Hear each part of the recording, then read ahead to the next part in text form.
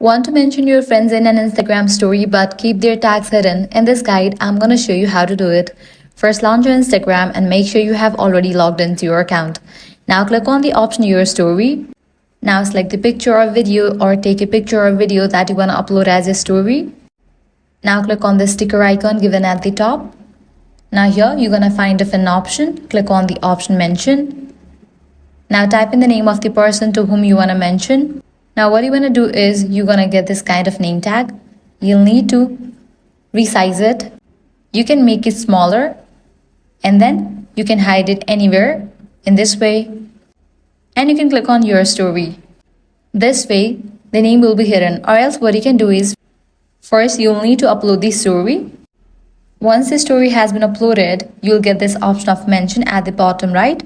You'll need to click on it. Now search for the person to whom you want to add. Click on the name of that person and click on Add. With that, the selected person will be mentioned in your story, but their name won't appear. You can see that. So this is how you can hide tags or mention on Instagram story. If this guide helped you out, do not forget to like, share and subscribe. Thanks for watching.